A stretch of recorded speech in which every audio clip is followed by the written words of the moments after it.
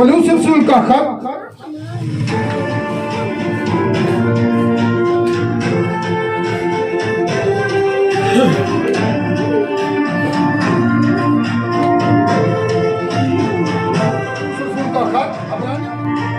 और उसका 9वां उसकी 27 आयत पर गौर करें जी। क्या लिखा हुआ है? जिस तरह आदमियों के लिए एक बार मरना और उसके बाद अदालत का होना मुकर्रर है। सब कहे आमीन। आमीन। तशरीफ रखें, बड़े ध्यान से सुनिएगा।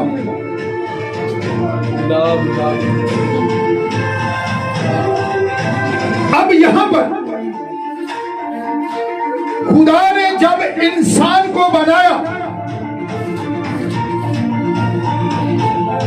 तो उस वक्त जो थी मौत नहीं थी।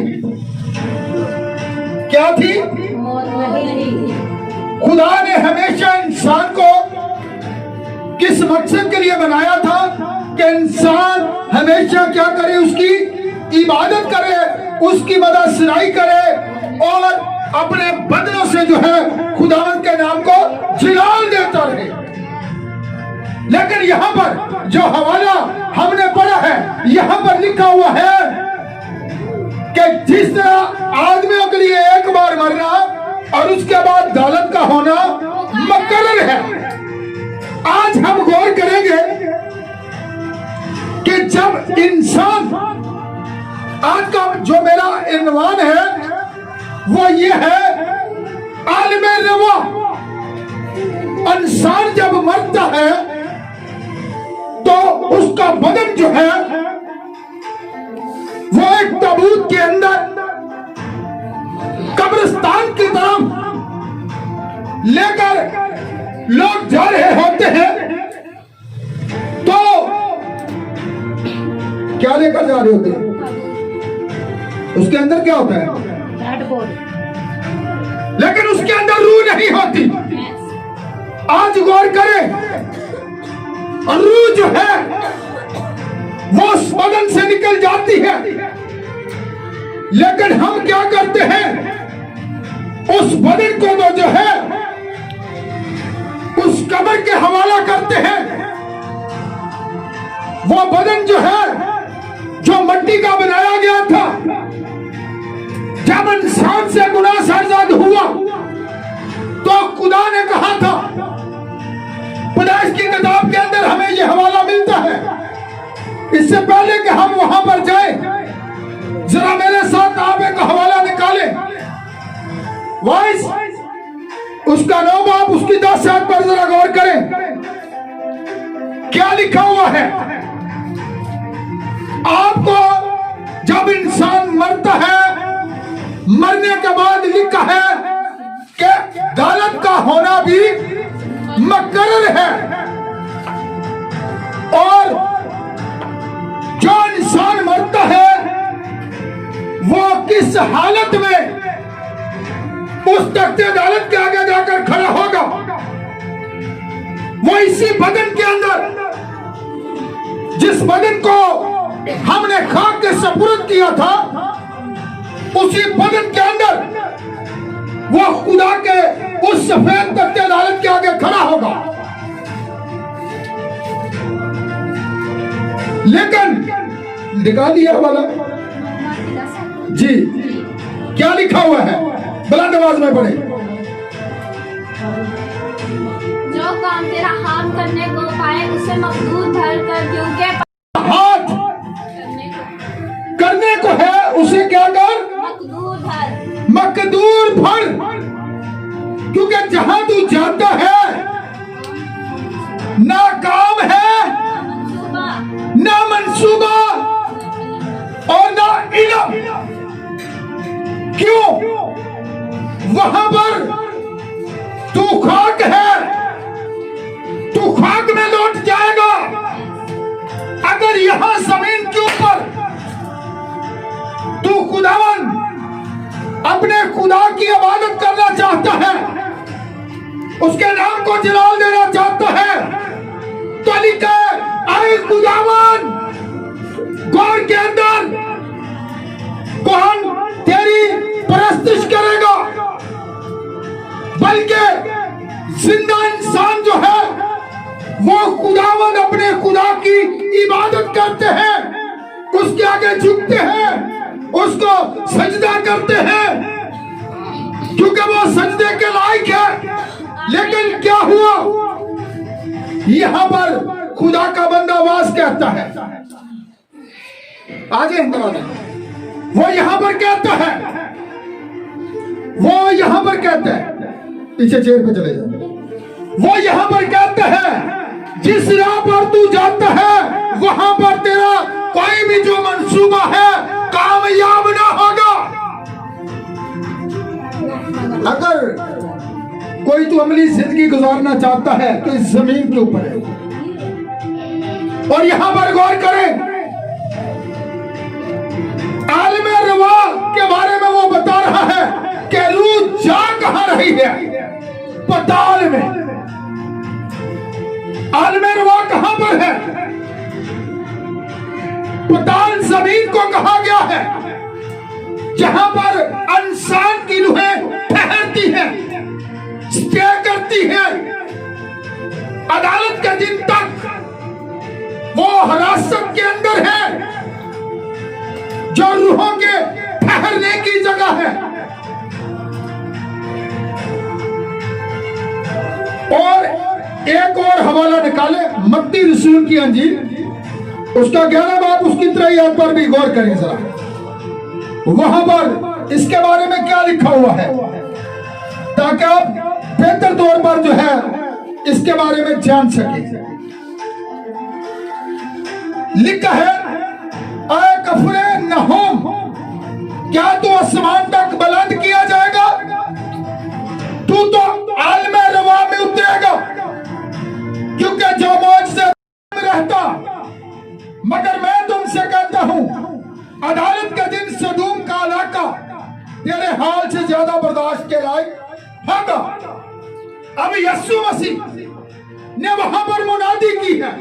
जरूरी नहीं है कि जहां पर मुनादी हो वहां पर सारे लोग जो है वो तौबा कर ले, वो गुनाहों से बाज आ जाए, वो बुराई से हट जाए, वो बुरे कामों से किनारा कशी इख्तियार कर ले। लेकिन कुछ लोग होते हैं जो खुदावंद की आवाज को सुनकर अपनी राहों को दुरुस्त कर लेते हैं, अपने रास्तों को तब्दील कर लेते हैं, अपनी जिंदगियों को दुरुस्त गुजारने की कोशिश करते हैं कि खुदा को जो है वो जिंदगियां जो जमीन पर है खुदा को पसंद आए, कि बंदा मेरे से डरने वाला है, ये बंदा मेरी तारीफ करने वाला है, ये बंदा मेरे हुक्मों पर अमल करने वाला है, ये मेरा खौफ मानने वाला है। तो यहां पर यीशु मसीह ने क्या किया है, कफरे नहूम पर क्या किया, उसे क्या कहा, तू आसमान तक बुलंद किया जाएगा, नहीं, बल्कि तू किसकी तरफ जाएगा, पताल की तरफ। पताल जमीन को कहा गया है, और पताल के अंदर क्या करेगा, उतरेगा, यानी कि जमीन के अंदर।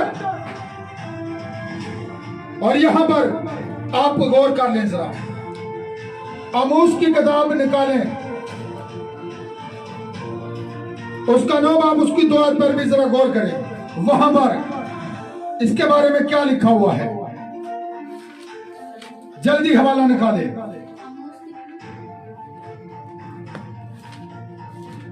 नौ बाब की 2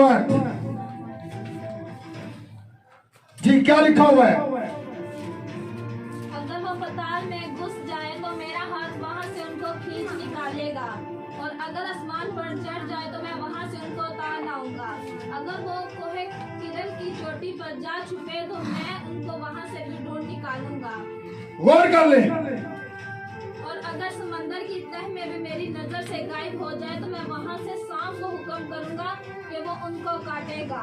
सुन ले, खुदा का बंदा यहाँ पर क्या कहता है, खुदा का नबी क्या कहता है, वो कहता है खुदा नबी की मार्फत कलाम कर रहा है, खुदा बता रहा है कि अगर तू जहां पर भी घुस जाएगा تو سمندر کی تہ کے اندر بھی چلا جائے گا, تو پتال کے اندر بھی چلا جائے گا, تو میں وہاں سے بھی تجھے کھینچ لاؤں گا.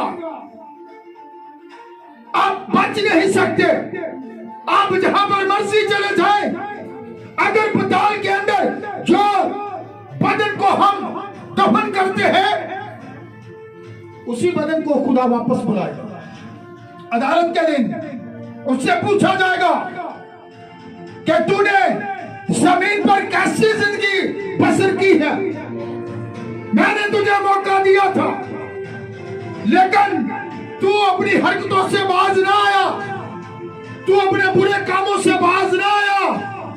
اس لیے جس طرح خداوند یسوع مسیح نے کفرنہوم کے بارے میں کہا تھا کہ تو سوال تک بلند نہیں کیا جائے گا, بلکہ تو کہاں پر جائے گا, تو پتال میں اترے گا. اور یہاں پر بھی خداوند یہی بات کہتا ہے. زبور کے اندر داؤد کہتا ہے 139 اس کی 8 آیت کے اندر, اگر میں آسمان پر چڑھ جاؤں تو وہاں بھی ہے, اگر میں اپنا بستر کہاں پر بچھاؤں تو وہاں بھی ہے. ہمارا خدا جو ہے وہ آسمان پر بھی ہے, وہ زمین پر بھی ہے, وہ ہر جگہ موجود ہوتا ہے.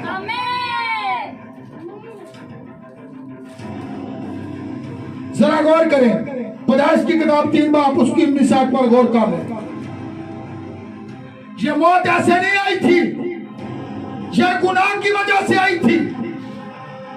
خدا نے انسان سے کلام کیا تھا, لیکن انسان نے جو ہے خدا کے کلام کو چھوڑ دیا, خدا کے کلام کو ترک کیا, اور کیا کیا, اس ملامت شدہ کلام کو لے لیا, اس تفسیر کو لے لیا.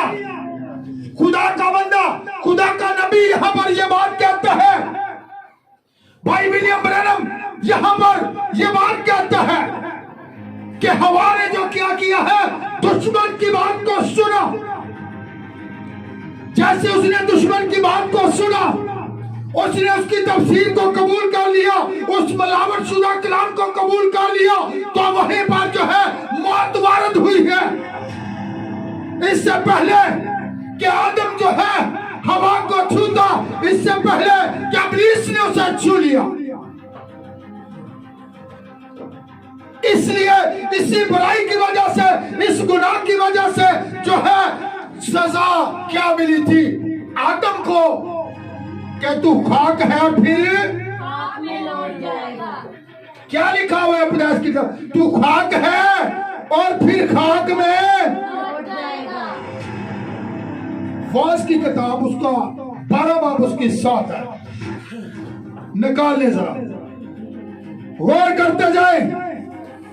یہ سزا جو ملی تھی, کفن باکس کے اندر محروم کا جسم ہوتا ہے جو قبرستان کی طرف لے جایا جاتا ہے, لیکن اس کے اندر روح نہیں ہوتی. فاس کی کتاب کے اندر یہ بات لکھی ہوئی ہے, اور خاک سے جا ملے, جس طرح آگے ملی ہوئی تھی, اور روح خدا کے پاس واپس جائے. غور کریں, روح خدا کے پاس کہاں پر جائے, واپس جائے. یہ واز اپنی کتاب کے اندر کہتا ہے, اس کفن باکس کے اندر, اس تابوت کے اندر خالی بدن کو لے جایا جاتا ہے, اور جب خادم اس قبر کے اندر اس مردہ کو اتارتا ہے تو کیا کہتا ہے, مٹی اٹھاتا ہے اور کہتا ہے خاک سے جا ملے جس طرح کے پہلے ملی ہوئی تھی. لیکن روح خدا کے پاس واپس جاتی ہے, جس نے اس بدن کے اندر اس روح کو ڈالا تھا. ہم قبرستان کے اندر روح کو نہیں لے کر جا رہے ہوتے, بلکہ بدن کو لے کر جا رہے ہوتے ہیں. روح سے نکل چکی ہوتی ہے, لیکن اسے सब कुछ याद होता है। ज़बूर नंबर 90 उसकी तीन आयत पर गौर करें, लिखा है तू इंसान को फिर खाक में मिला देता है। कहां पर मिला देता है? खाक में, क्योंकि उससे वो लिया गया है, उसी खाक से वो बनाया गया है, उसी मट्टी से इंसान को बनाया था और वो मट्टी मट्टी से जा मिलती है। और यहां पर गौर कर ले, जो खुदा की ताबेदारी रूह करती है, कैसे करती है? आजकल एक मेमोरी कार्ड होता है, मैं आपको जरा दूसरे तरीका से बताना चाहता हूं। मेमोरी कार्ड के बारे में तो सभी जानते हैं, मोबाइल के अंदर डाला जाए, जो मर्जी रिकॉर्डिंग कर ले, ऐसी बात है। इसी तरह रूह जो है ये एक मेमोरी कार्ड है, जिसके अंदर हर एक चीज रिकॉर्ड है, मौजूद है। लेकिन ये बदन एक ढांचा है, ये तो कब्र के अंदर चला गया है, लेकिन रूह याद रखती है, रूह को सब पता है इस बदन के अंदर रहकर मेरे कितने काम अच्छे किए हैं, कितने बुरे किए हैं। और यहां पर देखें, ईमानदार की रूह कहां पर जाती है? आलमे बाला पर जाती है। और नाफरमान रूहें जो आलमे बाला पर नहीं बल्कि आलमे रवा में जाती है। कहां पर जाती है? आलमे रवा में। ईमानदार की रूह आलमे बाला पर। ये मैं नए अहदनामा के अंदर आपको बताऊंगा। पुराने अहदनामा के अंदर ईमानदारों की रूहें भी जो थी वो आलमे रवा के अंदर थी, लेकिन फजल के दौर के अंदर फर्क है। आज हम फजल के दौर के अंदर हैं, फजल के जमाने के अंदर हैं। तो यहां पर गौर करें, मेरे साथ लूका की अंजील उसका 16 बाब और उसकी 19 से 31 आयत पर जरा गौर कर लें। वहां पर क्या लिखा हुआ है, जल्दी करें। मैं हवाले इसलिए जरा बता रहा हूं ताकि जितने लोग भी मुझे YouTube पर सुनते हैं, Facebook पर सुनते हैं मेरे मैसेजेस को, ताकि वो बेहतर तौर पर इन बातों के बारे में जान सके कि खुदा का कलाम अक़दस क्या कहता है। बहुत से लोग उलझन का शिकार हैं, बहुत से लोग को यह नहीं पता, उनको यही पता है कि सबकी रूहें एक जगह पर है, जबकि ऐसा नहीं है। फर्क को आज मालूम कीजिए जी। यहां पर क्या लिखा हुआ है, गौर कर ले जरा। एक दौलतमंद जो अरगवानी और महीन कपड़े पहनता, हर रोज खुशी मनाता और शान शौकत से रहता था, और लाजर नाम एक गरीब नसूरों से भरा हुआ उसके दरवाजा पर डाला गया था। उसे आरज़ू थी कि दौलतमंद की मेज से गिरे हुए टुकड़ों से अपना पेट भरे, बल्कि कुत्ते भी आकर उसका नासूर चाटते थे। और ऐसा में वो गरीब मर गया और फरिश्तों ने ले जाकर उसे अब्राहम की गोद में पहुंचा दिया, और दौलतमंद भी हुआ और दफन हुआ।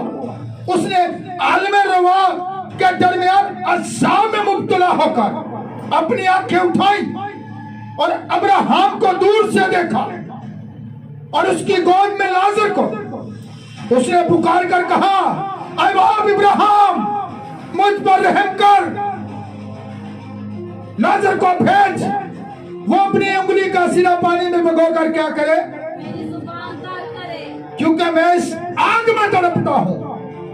अब्राहम ने कहा, बेटा याद कर, तो अपनी जिंदगी में अपनी अच्छी चीजें ले चुका, और इसी तरह लाजर बुरी चीजें, लेकिन अब वो यहाँ तसल्ली पाता है और तू तड़पता है। और इन सब बातों के सिवा हमारे तुम्हारे दरमियान एक बड़ा गड़ा वाक्या है। अब यहां पर जरा गौर करें, कहां पर गड़ा हुआ क्या है। अब जो फिरदौस थी, अब जो जन्नत थी, वो कहां पर थी। दोनों हिस्से हमें हो सकता पता ही ना चलता। यह तो हमारे खुदावंद ने, यीशु मसीह ने जो है जमीन के अंदर के बारे में जो है हमें बताया है कि रूहें कहां पर जाती है। यीशु मसीह ने यहां पर इस बात को खोला है कि इब्राहिम कहां पर था, पताल के अंदर, लेकिन उनकी रूहें अलग अलग जगह पर थी। अब उसकी रूह जो है कहां पर है, लाजर की, वो इब्राहिम की गोद के अंदर है। लेकिन जब अमीर आदमी मरता है तो उसकी रूह कहां पर है, आलम रुआ के अंदर है। लेकिन फर्क को मालूम कीजिए, किस तरह मालूम होता है।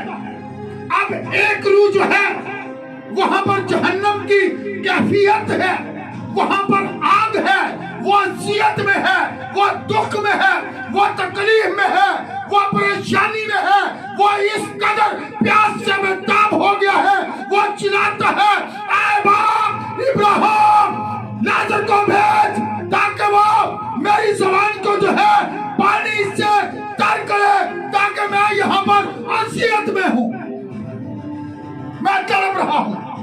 लेकिन लाजर आराम से इब्राहिम की गोद के अंदर, वो तड़प नहीं रहा, वो सुकून वाली जगह पे है, वो अच्छी जगह पर है। लेकिन उनके दरमियान एक बहुत बड़ा कड़ा वाक्य है। जरा गौर कर ले, ऐसा कि जो यहां से तुम्हारी तरफ पार जाना चाहे तो ना जा सके, इब्राहिम कहता है, और ना कोई उधर से हमारी तरफ आ सके। उसने कहा, आए बाप, मैं तेरी मिन्नत करता हूं, तू इसे मेरे बाप के घर भेज, क्योंकि मेरे 5 भाई हैं, ताकि वो उनके सामने इन बातों की गवाही दे। ऐसा ना हो वो भी इस अज़ाब की जगह में आए। अब्राहम ने उससे कहा, उनके पास मूसा और अंबिया तो हैं, उनकी सुने। उसने कहा, नहीं ऐ बाप इब्राहिम, अगर कोई मुर्दों में से उनके पास जाए तो वो तौबा करेंगे। अब पछताना किस काम आया। तौबा कहां पर याद आई है, जाकर जहां पर इंसान का कोई मंसूबा नहीं है, कोई हिकमत नहीं है, कोई फहम नहीं है, वहां पर माफी नहीं है।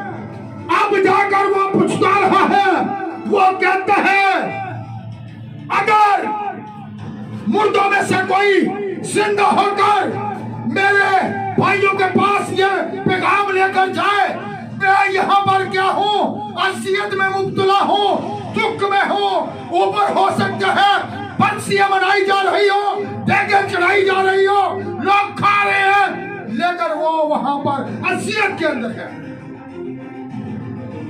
वहां पर माफी नहीं है।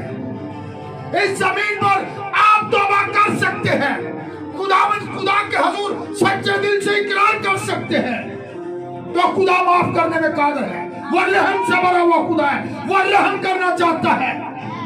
वो ये नहीं चाहता कोई इंसान गुनाह में मर जाए, बल्कि वो ये चाहता है हर इंसान तौबा करे, अपने बुरे कामों से बाज आ जाए, बुराई की राह को तर्क करे, खुदा की तरफ अपना रुख करे, अच्छे काम करे, तौबा करे।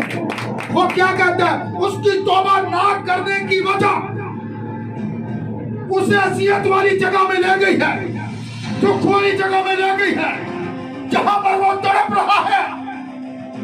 और अब ये रूह है, बदन उसका कहां पर है, कब्र के अंदर पर है, लेकिन उसकी रूह अलग जगह पर है। अब उसने पहचान लिया है, पहचान होगी, कब्र के अंदर भी पहचान, कहां पर पहचान होगी, आलम रुआ के अंदर पहचान होगी। रूह ने किस तरह, मीर आदमी की रूह ने लाजर को पहचान लिया है, उसने अब्राहम को भी पहचान लिया है, उसने यहां तक मालूम कर लिया कि यह राम की जगह पर है, लेकिन मैं असियत हूं, मैं तड़प रहा हूं, और उसे इस बात का एहसास हुआ कि मैंने तौबा नहीं की। अगर मैंने तौबा की होती तो आज मैं इस दोज़ख के अंदर, इस जहन्नम की कैफियत के अंदर न होता जिस तरह के आज मैं तड़प रहा हूं। और वो बाप इब्राहिम से गुफ्तगू करता है, वो रिक्वेस्ट करता है, वो कहते हैं मुर्दों में से अगर किसी को जमीन पर भेजा जाए तो मेरे 5 भाई अभी जमीन पर हैं। वो इनके लिए वो कहता मैं तो तड़प रहा हूं, मेरे लिए अब कुछ भी नहीं हो सकता, लेकिन जो भी जिंदा है, जो जमीन पर ऐश-इशरत की जिंदगी बसर कर रहे हैं, बड़े अमीर हैं, दौलत वाफर तौर पर उनके पास है, हर एक चीज है, लेकिन क्या अजाब से उसको बचा सके? अब वो अमीर आदमी अजाब में है, तकलीफ में है, रिक्वेस्ट करता है, गुफ्तगू करता है कि बाप इब्राहिम मुर्दों में से किसी को भेजा जाए, मेरे 5 भाई जो जमीन पर हैं, मैं नहीं चाहता कि वो भी मेरे वाली जगह पर आ जाए, ताकि मेरे तौबा ना करने की वजह से मैं यहाँ पर आ गया। आज कुछ लोगों का ये ख्याल है ये भाइयों की तालीम है, मेरी बहन, मेरी बेटियों, मेरे भाइयों, जो लोग भी मुझे सुनते हैं, यह खुदा का हुक्म है, ये बाइबल कहती है कि तौबा करो। ये भाइयों की तालीम नहीं है। यहाँ पर देखे, गौर करें, तौबा ना करने की वजह से वो कहां पर पहुंच गया। तौबा आपको बचा सकती है। जमीन पर अगर आप खुदा के हुजूर सच्चे दिल से तौबा कर ले तो वो आपके गुनाहों को माफ करने वाला है, वो रहम करने वाला है, वो हजारों की तकसीरों को माफ करने वाला है। गौर करें आगे से जवाब क्या मिला है। इब्राहिम ने क्या कहा? उसने उससे कहा जब वो मूसा और नबियों ही की नहीं सुनते तो अगर मुर्दों में से कोई जी उठे तो उसकी भी ना मानेंगे। जैसा कि आज दुनिया के अंदर खुदा ने अपने नबी को खड़ा किया, जिसने हर तंजीम को पास किया, लेकिन तंजीमों ने, मिशनों ने अपने दरवाजों को बंद कर लिया। किसके लिए? खुदा की आवाज के लिए, खुदा के पैगाम के लिए।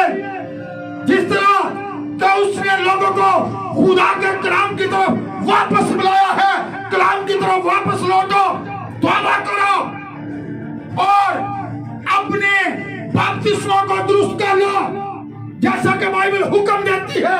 लेकिन आज हम इंसान के तौर तरीकों को अपनाए हुए हैं और यही समझ रहे हैं कि हम खुदा की इबादत कर रहे हैं। गौर कर लें किस तरह उसने वहां पर जाकर उसे पहचाना है। आलम रवा में रूहों की कैफियत कैसी है। मीर आदमी की तरफ देखे जहन्नम अज़ाब, इब्राहिम की तरफ फरदौस यारा। ये दोनों चीजें कहां पर थी? पताल के अंदर। नंबर 3, वो बोल सकते हैं, रूहें बोल भी सकती हैं, पहचान भी सकती हैं, सब कुछ याद दाश्त है।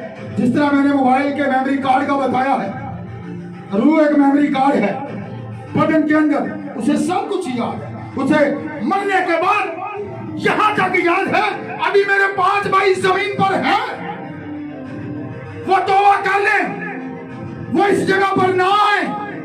पछताया किस जगह पर जाकर मरने के बाद, लेकिन फिर उसका पछताना काम आ सका? नहीं आ सका। मैं अक्सर ये बात कहता हूं, अगर हमारी जमीन है बात, हम उसके अंदर अगर गंदम को बीजते हैं तो वहां से मकई काटी नहीं जा सकती, गंदम ही काटेंगे। जो हमने बीजा वही काटेंगे।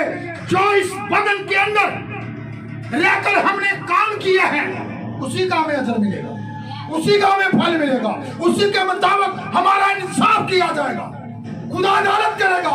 आपका मालनामा आपके सामने आएगा, आपसे पूछा जाएगा ये जो जिंदगी मैंने तुझे दी थी तूने इसके साथ क्या किया। आपको वजह बयान करने को कहा जाएगा। आपको यकीनन वहां पर ऐसे ही खड़ा होना पड़ेगा जैसे यकीनी तौर पर मैं आप लोगों के सामने खड़ा, सफेद तख्त अदालत के सामने, जो कि आखिरी अदालत है। हर मुर्दे को वहां पर जवाब देना पड़ेगा।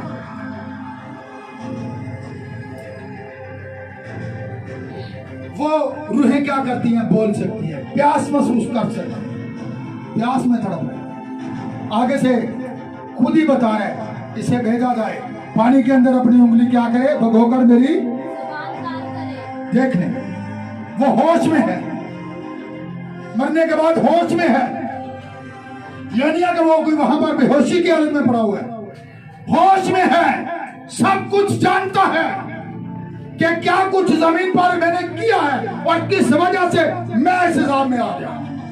मैंने तौबा नहीं की थी इसलिए अजाब में तड़प रहा हूं। अब वो कहता है मेरे 5 भाई हैं, अगर मुर्दों में कोई जाए तो वो तौबा ना करने की वजह से। आज ये जो बहनें मुझे सुन रही हैं, जो भाई मुझे सुन रहे हैं, अगर उन्होंने अभी तक तौबा नहीं की तो देर मत कीजिए। खुदा का कलाम कहता है तौबा करें। इस मीर आदमी से आज सीख ले, यहां पर तौबा ना करने की वजह से वो अज़ाब में चला गया है। अगर आप तौबा कर लेंगे तो आपकी रूह आलम बाला पर होगी, आप आलम रुआ में नहीं जाएंगे। मैं इसकी वजाहत आगे करूंगा। आकर जरा मेरे साथ पहला सैमुएल निकालिए,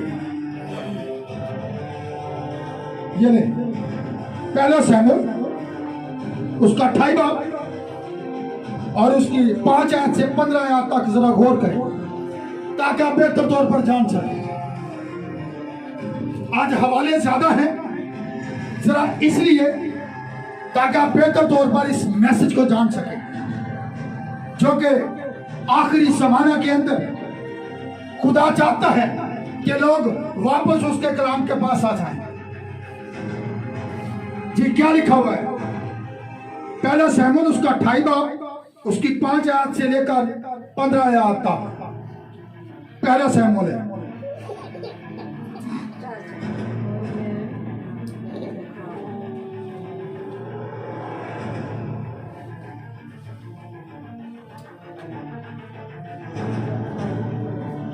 जी लिखा है जब शाऊल ने फलस्तियों का लश्कर देखा तो हरासा हुआ और उसका दिल बहुत कांपने लगा। जब शाऊल ने खुदावंद से सवाल किया तो खुदावंद ने उसे ना तो ख्वाबों और ना ओरियम ना नबियों के वसीला से कोई जवाब दिया। तब शाऊल ने अपने मुलाजिमों से कहा कोई ऐसी औरत मेरे लिए तलाश करो जिसका आशिना जिन हो, ताकि मैं उसके पास जाकर उससे पूछूं। उसके मुलाजिमों ने उससे कहा देख आइन दौर में एक औरत है जिसका आशिना जिन है। सो शाऊल ने अपना भेष बदलकर दूसरी पोशाक पहनी और 2 आदमियों को साथ लेकर चला और वो रात को उस औरत के पास आए और उससे कहा जरा मेरी खातर जिनके जरिया से मेरा फाल खोल, जिस नाम का मैं तुझे बताऊं उसे ऊपर बुला दे। तब उस औरत ने उससे कहा देख तू जानता है कि शाऊल ने क्या किया। उसने जिनात के अशनाओं और अफसूनगरों को मुल्क से काट डाला। बस तू क्यों मेरी जान के लिए फंदा लगाता है ताकि मुझे मरवा डाले। तब शाऊल ने खुदावंद की कसम खाकर कहा खुदावंद की हयात की कसम, इस बात के लिए तुझे कोई सजा न दी जाएगी। तब उस औरत ने कहा मैं किसको तेरे लिए ऊपर बुला दूं? उसने कहा सैमुएल को मेरे लिए बुला दे। जब उस औरत ने सैमुएल को देखा तो बुलंद आवाज से चिल्लाई और उस औरत ने शाऊल से कहा, तूने मुझे क्यों दगा की, क्योंकि तू तो शाऊल है। तब बादशाह ने उससे कहा, हरासा मत हो, तुझे क्या दिखाई देता है? उसने शाऊल से कहा, मुझे एक देवता जमीन से ऊपर आते दिखाई देता है। तब उसने उससे कहा, उसकी शक्ल कैसी है? उसने कहा, एक बुढ़ा ऊपर को आ रहा है और जुबा पहने है। तब शाऊल जान गया कि वो शमूएल है और उसने मुंह के बल गिरकर जमीन पर सजदा किया। शमूएल ने शाऊल से कहा, तूने क्यों मुझे बेचैन किया, क्या मुझे ऊपर बुलवाया? शाऊल ने जवाब दिया, मैं सख्त परेशान हूं, क्योंकि फलस्तीन मुझसे लड़ते हैं और खुदा मुझसे अलग हो गया है, और ना तो नबियों और ना ख्वाबों के वसीला से मुझे जवाब देता है। इसलिए मैंने तुझे बुलाया ताकि तू मुझे बताए कि मैं क्या करूं। शमूएल ने कहा, बस तू मुझसे किस लिए पूछता है? जिस हाल के खुदावंद तुझसे अलग हो गया, तेरा दुश्मन बना है, और खुदावंद ने जैसे मेरी मार्फत कहा था वैसा ही किया है। खुदावंद ने तेरे हाथ से सल्तनत चाह कर ली और तेरे पड़ोसी दोस्त को अनायत की है। मैं इससे आगे नहीं पढ़ूंगा, क्योंकि यहां पर गौर करें, शमूएल की रूह कहां पर थी? अभी हमने पढ़ा है, शमूएल नबी जो था उसकी रूह जो थी पताल के अंदर थी। और किसके कब्जा के अंदर थी?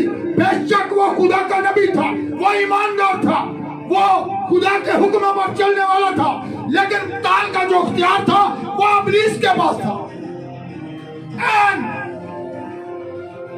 वही शाऊल जिसने जादूगरों को मुल्क से खत्म करा दिया था, और जिस औरत के पास क्या है वो एक जादूगरनी है, और वो कहता है खुदा मेरा मुखालिफ हो चुका है, अब मुझे बता मैं क्या करूं।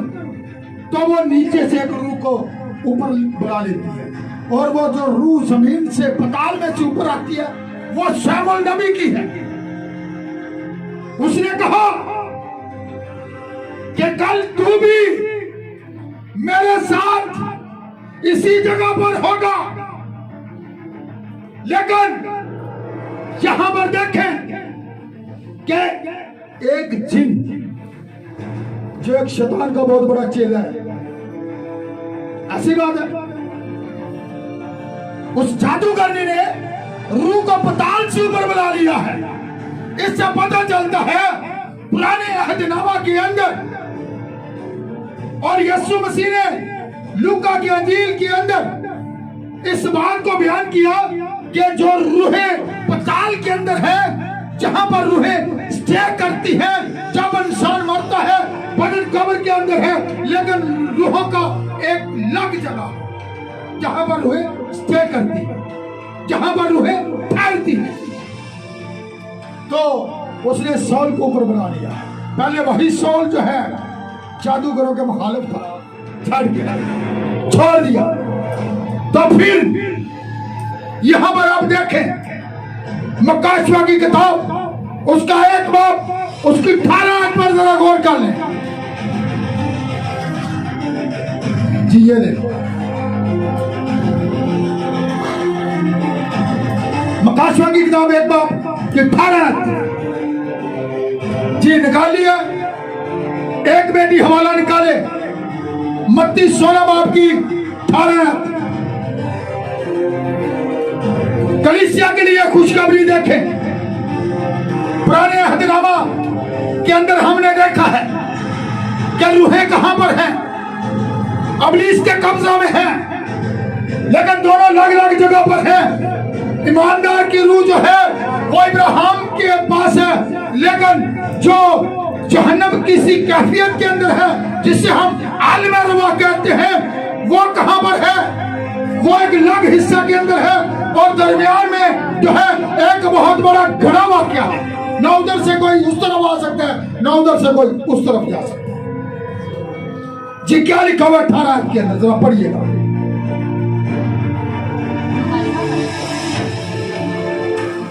मत्ती 16 का मैंने कहा था, एक बेटी वो हवाला निकाले। मत्ती 16 बाब की 18। और मैं भी तुझसे कहता हूँ कि तू पतरस है और मैं इस पत्थर पर अपनी कलीसिया बनाऊंगा और आलमेरवाह के दरवाजे इस पर गालिब ना आएंगे। मैं आसमान की बादशाही की कुंजियां तुझे दूंगा। अब सुन ले, हमारा जो आज का टॉपिक है वो आलमेरवाह पर है। यीशु मसीह ने कलीसिया के लिए एक बहुत बड़ी खुशखबरी दी है कि आलमेरवाह के दरवाजे जो है उसके लोगों के लिए बंद है। वो उन पर गालिब ना आ सकेंगे, वो उन्हें रोक ना सकेंगे, बल्कि उसके जो लोग हैं जिन्होंने तौबा कर ली है उनकी रूहें कहां पर जाती है? आसमान पर, आलमे बाला पर। अब ईमानदार की रूह फर्क जगह पर है। इसकी 18 जरा पढ़े, वो आगे एक बाप की मुकाशवा। और जिंदा हूँ, मैं मर गया था और देख बदल बाद जिंदा रहूंगा और मौत और आलमेरवाह की कुंजियां मेरे पास। अब देखें कुंजियां किसके पास है? यीशु मसीह के पास है। अब उसने कहा देख मैं मर गया था, अब मैं जिंदा हूँ, मौत और आलमेरवाह की कुंजियां मेरे पास है। इससे पहले यह पुलिस के कब्जा के अंदर थी, लेकिन अब मौत और आलमेरवाह की कुंजियां आपके और मेरे खुदा के पास है। आसमान और जमीन को कुल इख्तियार मुझे दिया गया है, उसने साबित कर दिया है। अब कुंजियां उसके हाथ में है। अब उसके लोगों को कोई आलमेरवाह रोक नहीं सकती। वो लोग जगह पर है, रूह खुदा के पास वापस जाए, किसने इसे दी होगा? ये गौर कर ले, खुदा का रूह यहाँ पर जुम्मश कर रहा है। आप लोग गौर से सुने कि खुदा आप लोगों को यह मौका देना चाहता है, यह खुशखबरी खुदा आज आपको देना चाहता है कि आप उस के कलाम की पैरवाई करें जिस पैगाम की तरफ खुदा के नबी ने लोगों को वापस बुलाया है। नबी के पैगाम की पैरवाई करें। हर जमाना के अंदर खुदा ने नबी को खड़ा किया है और इस जमाना के अंदर भी, लदीकिया के जमाने के अंदर भी खुदा ने अपने पैगंबर को खड़ा किया है। और देख लें अब कुंजियां किसके पास है? यीशु मसीह के पास है। जरा इफिसियों 4 बाब और उसकी 8 से 10 आयत पर जरा गौर कर ले, क्या लिखा हुआ है। आज सीखें और इस पर अमल करें, पछताना ना पड़े। खुदा का नबी कहता है कसबी को कोई पछतावा ना होगा। उसे तो पहले ही पता है गुनाहगार को इतना पछतावा नहीं होगा, लेकिन पछतावा उन लोगों को होगा जो आज अपने आप को दुरुस्त ख्याल कर रहे हैं। उस रोज बतेरे आएंगे, कहेंगे खुदावन हमने तेरे नाम से बदरूहों को नहीं निकाला, बड़े बड़े मौजूद नहीं किए, लेकिन आगे से जवाब होगा आए बदकारो मेरे पास से चले जाओ, मेरी कभी तुमसे वाकफियत ही ना थी। अगर वाकफियत देखना चाहते हैं तो यीशु मसीह ने कहा जब तुम सच्चाई से वाकिफ होंगे कलाम आजाद करता है। आप उसके लोग हैं। आपको क्यों कर मिशनरी गुलाम बना रखा है? तंजीमों ने आपको क्यों कर गुलाम बना रखा है? खुदा के नबी ने, भाई ब्रनम ने इस बात की वजाहत की है। अगर आप उसके लोग हैं, आप उसकी आवाज के पीछे आ जाएंगे, आप उसके कलाम के साथ खड़े हो जाएंगे, आप उनसे बाहर निकल आएंगे और अलग रहेंगे। देखिए क्या लिखा हुआ है इफिसियों 4 बाब के 8 से 10 है। इसी वास्ते वो फरमाता है कि जब वो आलमे वाला पर चढ़ा तो कैदियों को साथ ले गया और आदमियों को इनाम दिए। उसके चढ़ने से और क्या पाया जाता है सिवाय इसके कि वो जमीन के नीचे के इलाका में उतरा भी था, और ये उतरने वाला वही है जो सब आसमानों से भी ऊपर चढ़ गया ताकि सब चीजों को मामूर करे। हमें गौर कर ले, हमारा खुदावंद यीशु मसीह आलम अरवाह के अंदर क्यों गया था? उसका मकसद था जो कैदी रूहें थी। इसके साथ कुल 3 बाब भी जरा निकालें, 1 से 2 आयत पे भी जरा गौर करें, फिर मैं इसके बारे में बताऊंगा। यहां पर यीशु मसीह जो है क्यों कर वहां पर गया है, आलम अरवाह के अंदर वो क्यों गया है, उसका मकसद था। कभी किसी ने जाकर आलम अरवाह के अंदर आज तक मुनादी की है? नहीं, ये मेरे और आपके खुदावंद यीशु मसीह ही ने मुनादी की है आलम अरवाह के अंदर जाकर। जी क्या लिखा हुआ है? बस जब तुम मसीह के साथ जलाए गए तो आलमे बाला की चीजों की तलाश में रहो जहाँ मसीह मौजूद है और खुदा की दाहिनी तरफ बैठा है। आलमे बाला की चीजों के ख्याल में रहो, ना कि जमीन पर की चीजों के, क्योंकि तुम मर गए और तुम्हारी जिंदगी मसीह के साथ खुदा में पोशीदा है। आलमे बाला की चीजों की आप तलाश में रहो। दुनिया की नजर में आप मर गए हैं, आप मिट गए हैं, आप दुनिया के नहीं हैं। आप आलमे बाला की चीजों की तलाश में लगे रहे, क्योंकि अगर हमारी सोच, हमारे ख्यालात, हमारे अहसासात जो है, हमारा ध्यान, हमारा ख्याल आलमे बाला पर लगा होगा, हमारा दिल आलमे बाला की चीजों पर लगा होगा, तो हम दुनिया की चीजों को रद्द करेंगे, बल्कि हम हमेशा आसमानी चीजों की तलाश में अपने खुदा को खुश करते हैं।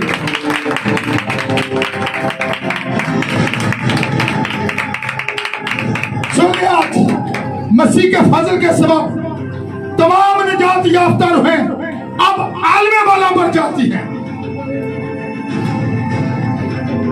गौर करें, मेरे साथ हवाला निकाल लें जरा मुकाशवा की किताब, उसका 20 बाब, उसकी 11 से 14 है। ये आज हवाले ज्यादा थे, लेकिन कोई बात नहीं, आप खुदा के कलाम को बेहतर तौर पर जान सके।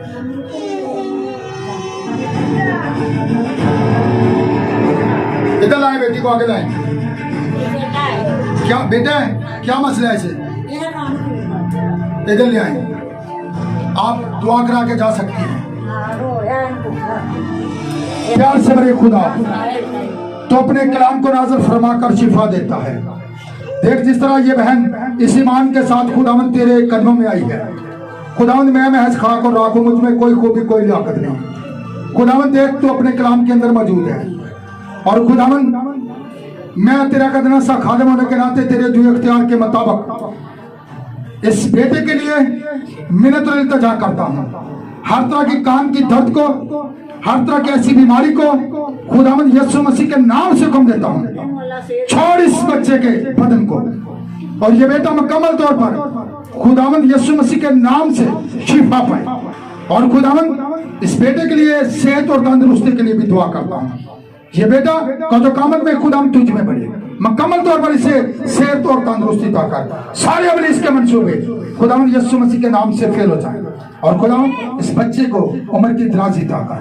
और ये बेटा अब मेरा ईमान है कि यीशु मसीह के नाम से शिफा पा चुका। इसके कान की दर्द, स्वेलिंग, हर तरह की ऐसी बीमारी यीशु मसीह के नाम से इसी वक्त मुकम्मल तौर पर इस बच्चे के कान को छोड़ दे।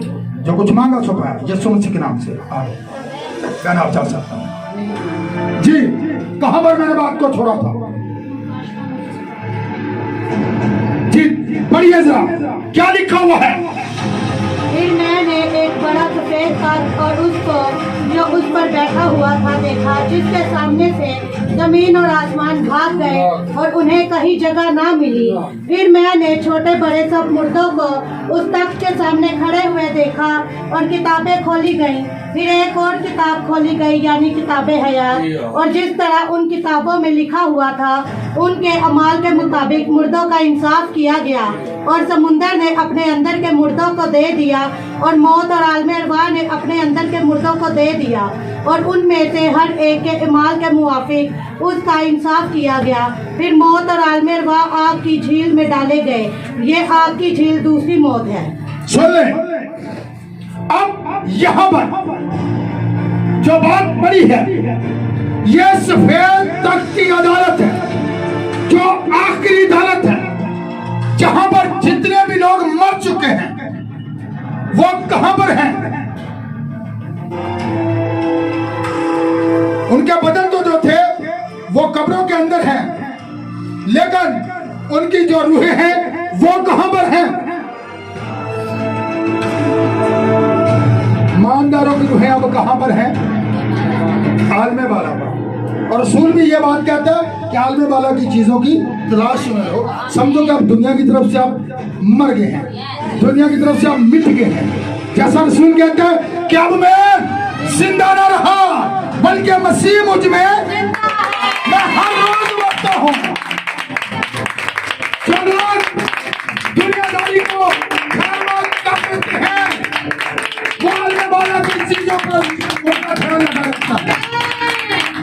और यहां पर देखें, गौर करें, तूफान नूह के अंदर भी जो रूहें नाफरमान थी, नाफरमानी किसकी थी? वो कहां पर थी? पताल गया। और यीशु मसीह इसीलिए आलम रवा के अंदर गया है, तो उसने जाकर वहां पर मुनादी की है। लेकिन लिखा है जब वो आलम वाला पर चढ़ा तो कैदियों को और जाकर उनको क्या किया है? इनाम दिए हैं, क्योंकि जिन्होंने उसकी मुनादी को सुनकर तौबा कर ली है वो उनको आसमान पर ले गया। जरूरी नहीं है कि सबने तौबा की है। आज भी दुनिया के अंदर चर्चेस बड़े बड़े हैं, लेकिन तौबा कुछ ही लोग करते हैं, बाकी यही समझते हैं कि हाँ हर संडे चर्च जाते हैं, लेकिन वो बच नहीं सके। बचेंगे वही लोग जिन्होंने तौबा की है, वो उनकी रूहें आलमा वाला पर जाएंगी, बाकियों की रूहें आलमा रुआ के अंदर होंगी। गुनाहगार की रूह जो है वो पताल के अंदर ही होगी, वो आलमा रुआ के अंदर ही होगी। और यहां पर गौर करें, बड़ा सफेद तख्त, और जो उस पर बैठा हुआ था देखा, जिसके सामने से जमीन और आसमान और उन्हें कहीं। फिर मैंने छोटे बड़े सब मुर्दों को उस तख्त के सामने किताबें खोली गई, जमा कलम। इसका मतलब है हर इंसान की किताब है, जो कुछ उसने जमीन के ऊपर किया था। अब वहां पर जो है हिसाब किताब है, आपको जवाब देना पड़ेगा। आप यहाँ पर खुदा के खादिम को धोखा दे सकते हैं, अपने आप को धोखा दे सकते हैं, लेकिन आप अपने साथ ज्यादती कर रहे हैं। लेकिन आप जो कुछ इस दुनिया के अंदर कर रहे हैं, आपका ईमाननामा जो है इस किताब के अंदर दर्ज है। आपसे पूछा जाएगा, खुदा कहेगा कि मैंने अपने पैगंबरों को भेजा, उन्होंने मेरी आवाज को तुम्हारे आगे रखा, लेकिन तुम लोगों ने क्या किया? मेरी आवाज को रद्द किया, मेरे पैगाम को रद्द किया, मेरे कवानीन पर नहीं चले, मेरे हुक्मों को पूरा नहीं किया। उन पर आप चलते तो आज आप लोग तख्ते अदालत के आगे खड़े ना होते, बल्कि आप तख्त के ऊपर बैठे होते। तो यहां पर देख ले, वो सब मुर्दे, जरा गौर कर ले, किताबों में लिखा हुआ था उनके माल के मुताबिक मुर्दों का इंसाफ किया गया। समंदर ने अपने अंदर के मुर्दों को दे दिया। समंदर कहां पर है? ये रूहें कहां पर है? अब ये गुनाहगारों की रूहें हैं। समंदर ने अपने अंदर के मुर्दों को जो है दे दिया, और मौत और आलम रुआ ने अपने अंदर के मुर्दों को दे दिया, और उनमें से हर एक माल के मुआफिक उसका इंसाफ किया गया। फिर मौत और आलम रुआ कहां पर डाले गए हैं? यहां पर इसका जो है एंड है, जहां पर गुनाहगारों की रूहें हैं, आलम रुआ के अंदर उन मौत और आलम रुआ को आग की झील के अंदर डाल दिया गया है। यह दूसरी मौत है। नाफरमानी करने वाले फरिश्ते भी थे, बाइबल के अंदर लिखा है उनको तारीख गारों के अंदर कैद कर रखा है और खुदावंद यीशु मसीह ने इस कैद से मैं निकाला है।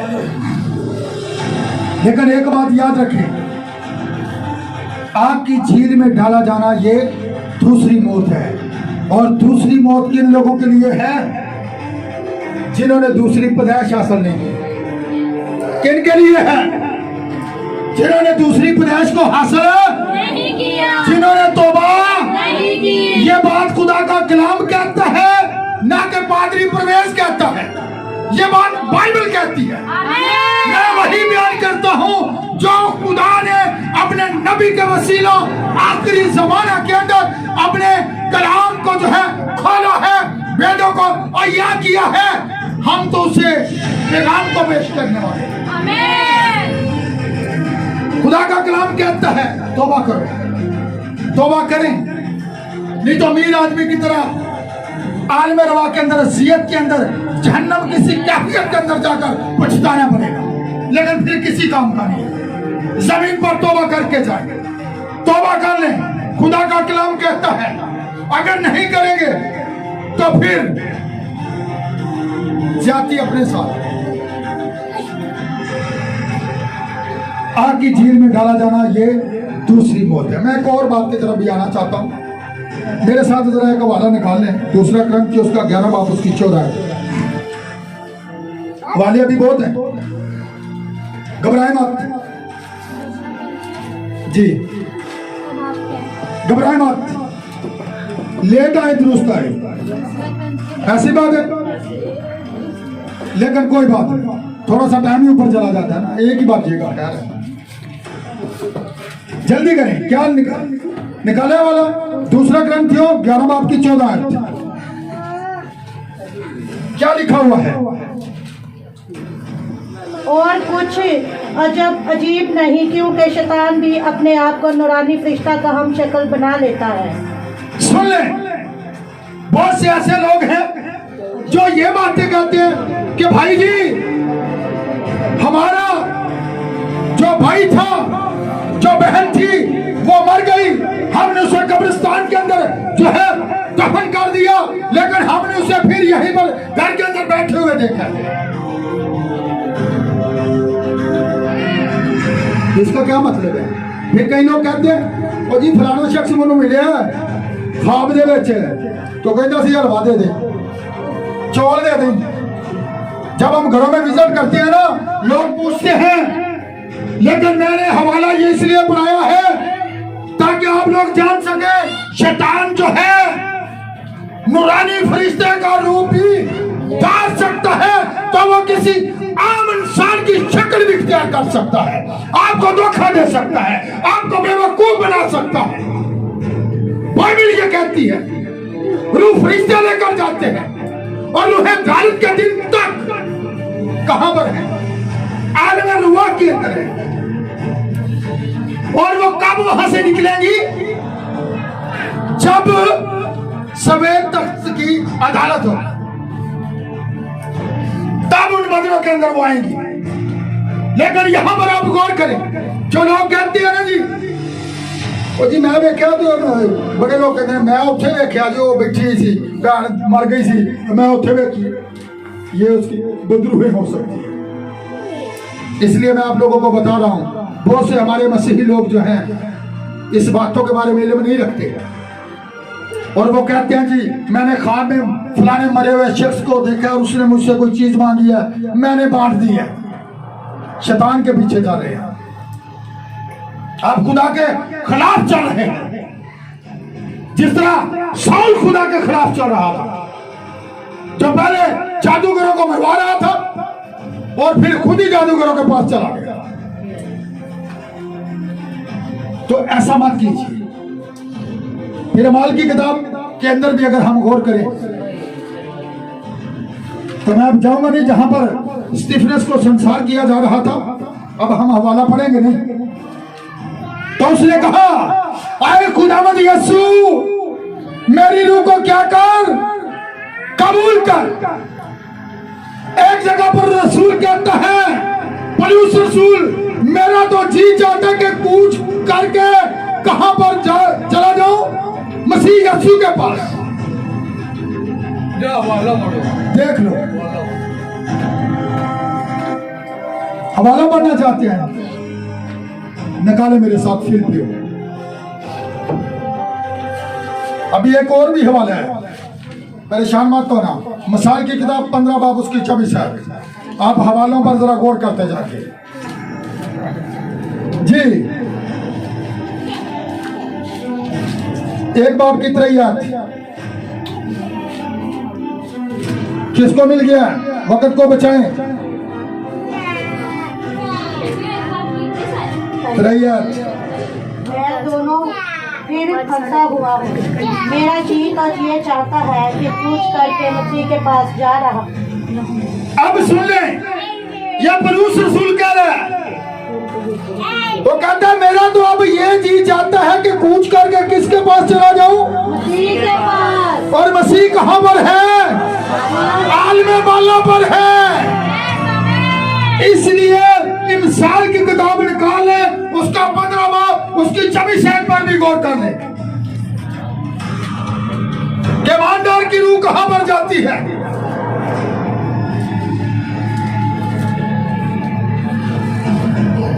जी जल्दी कीजिए। 26 है 15 बाब की इमसाल। किसे मिल गया हवाला? तनाव के लिए जिंदगी की राह ऊपर को जाती है ताकि वो पाताल में उतरने से बच जाए। अब सुन ले, किसकी रूह ऊपर को जाती है? तनाव की। जो अक्लमंद है, जो खुदा के कलाम के साथ खड़ा है। दना वो शख्स होता है, वो दना नहीं है जो बाहर बैठ के गची चीरा खेल दो है, बाहर बैठ के ताश खेल दो है। देखो जी तो सफेद वाल ने केड़ी दनाई है, केड़ी बुजुर्गी है। तो फिर सुने, दना शख्स वो है जो खुदा के कलाम के साथ चलता हो। वो दना है जिसकी राह ऊपर को जाती है ताकि उसकी रूह किसके अंदर ना जाए? पताल यानी जमीन के अंदर ना जाए, बल्कि आलमे बाला पर जाए। आज मैंने आप लोगों को इस बात के बारे में सिखाया कि ईमानदार की रूह कहां पर जाती है? आलमे बाला पर। लेकिन गुनहगार की रूह पताल में। जितनी बेटियां, जितने भाई, जितने लोग भी मुझे फेसबुक पर, यूट्यूब पर इस खुदा के पैगाम को सुनते हैं, उनसे मैं ये भी कहता हूं कि हमारे चैनल को भी सब्सक्राइब करें ताकि वो मजीद खुदा के कलाम को आगे सुन सके और इसे दूसरों के साथ शेयर भी करें और खुद भी बरकत को हासिल करें, खुद भी तौबा करें और दूसरों को भी खुदा के कलाम के इन हवालों के साथ कायल करें ताकि उनकी रूहें कहां पर जाए? आलमे बाला पर। खुदा आप सबको बड़ी बरकत दे। आए अपनी आंखों का बंद करें, सर को झुकाएं, दुआ करें। जी कोई बात कहना चाहते हैं? जी कहिए।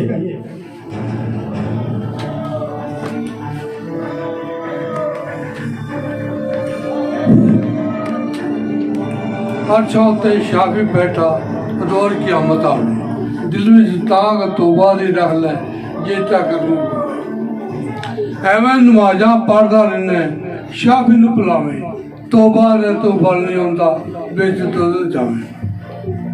एवं नमाजा पढ़दा रहने शाफी नु बुलावे तोबा रे तो बल नहीं होंदा बेच तो जावे। अज गनाह तो कर ला तोबा वध चूर दा ताना। अज गनाह तो कर ला तोबा वध चूर दा ताना। दिल विच खुद ही फरेब कर दे जे जन्म तू जाना। आमीन। बहुत प्यारी बात बुजुर्गों ने कही। हमारा आज का टॉपिक भी यही था, तौबा के तलक से। टॉपिक तो हमारा था आलमेरवा के तलक से, लेकिन जो आलमेरवा से बचना चाहते हैं वो क्या कर ले? तौबा कर। ठीक है, आए दुआ करें प्यार से। अरे खुदा, मैं तेरा अदना सा खादम होने के नाते खुदावंद जो इस आखिरी जमाना के अंदर तूने अपने नबी के वसीला भाई ब्रनम के वसीला अपने कलाम को खोला, आमीन बहुत से भेदों से पर्दा को उठाया, आमीन उस मकाशफा को आया किया जो कि बहुत से लोगों के आगे पोशीदा था। लेकिन खुदावंद तूने आखिरी जमाना के अंदर अपने नबी को भेजा ताकि वो तेरे चुनिंदा लोगों को तेरे कलाम के साथ बाहर बुलाए। आमीन और खुदावंद वही लोग उन तंजीमों से उन मिशनों से बाहर निकलेंगे जो तेरी दुल्हन में शामिल हैं।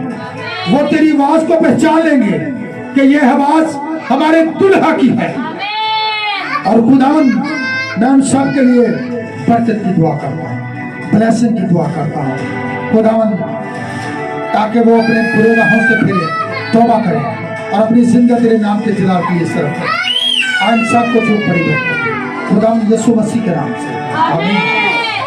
Hallelujah hallelujah hallelujah. आए जोरदार तालियां लगाए खुदावंद यीशु मसीह के